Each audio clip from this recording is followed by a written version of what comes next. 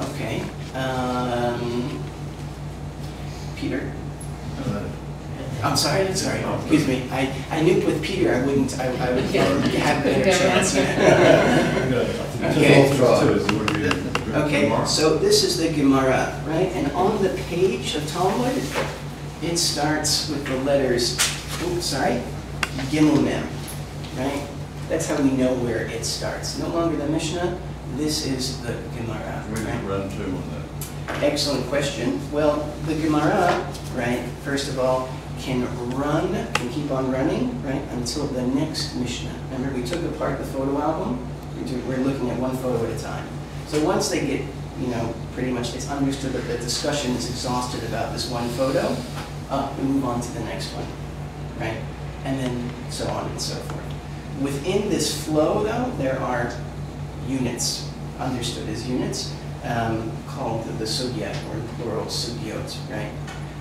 So this would be the first sugya on this Mishnah, right? Okay, please go ahead. It was taught, Rabban Shimon ben Gamliel says that not all cities require a wall. A town adjoining the border requires a wall. Excellent, very good. I cut out a bit of it because it wasn't so relevant to the topic I wanted to get to, but just to check for understanding, I'm supposed to be a school teacher. It's green, so what layer is it? So it's the Tanaim, right? This is a Braita, right? This is a Braita. This is a statement, a teaching that did not make it into the Mishnah. It's still floating around. And you know what? It's still very important because what does it do? It gives us information that we don't have in the Mishnah. It tells us exactly what he meant when he said, right, not all cities require. Well, what do you mean not all cities? Well, how do I determine which city does and which city doesn't? Rabbi Shimon ben Gamliel says, only the towns or cities that are really close to a border require a wall, right? Makes sense, right? Because that's where there's a threat. It's understood that the threat is there, and that proximity means that, okay, this is something that everybody needs to contribute to. This is really important, right? But if you're living in, I guess in Switzerland of towns, it's really not expected that someone's going to come to you and say, contribute to security.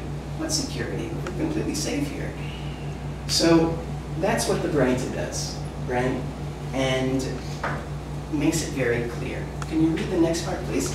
But a town which does not adjoin the border does not require a wall. Excellent. And further? And the rabbis, they hold that it does because it may happen to be attacked by a roving band. Okay, very good. Okay, now this piece here is talking about the rabbis, right?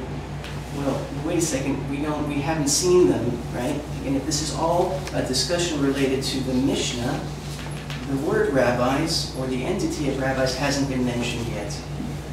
What is it referring to? It's referring to the anonymous opinion, right? That all cities, right, require a wall, and all courtyards require a wall, right?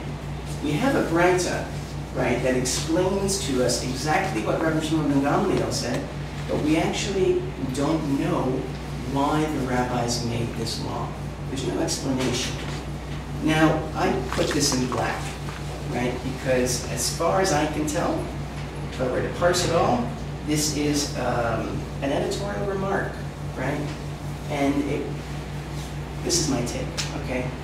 You heard it here. And this is the way I like to learn now. Why is it here, or what's it doing here? Well, you know what? Especially if you're going to give me an opinion as the majority opinion, it should have an explanation, right? It should be reasoned, right? Especially if I know what the minority opinion, what their reasoning is. I knew what Rabbi Shimon ben Gamliel says. I have a good source that says it, so maybe I'll just put something in, right? Now, it may have been a tradition, and probably likely that it was a tradition that was floating around by the time the pieces came together, but it seems to serve that purpose, right? So it doesn't contradict the original? No, it actually makes it smoother, That's what these pieces do. And this is the big difference, for example, between the Talmud Yerushalmi, which is a less edited work, and the Talmud Bavli, which is a highly edited work.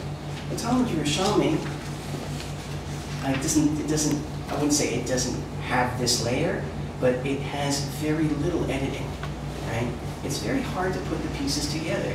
You have Braitot, you have Memrod from Amoraim, but how are they fitting together? What was the potential discussion that they were having, right?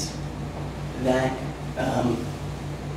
fits them all together. Cool, because I'll tell you, Brad, that the feedback has been, you're not telling me directly, the feedback has been very positive.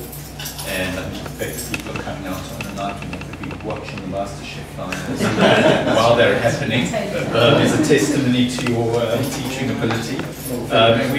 We were kind of planning a whole career here at Fulfill Shul together with Brad, but he's so we're sad to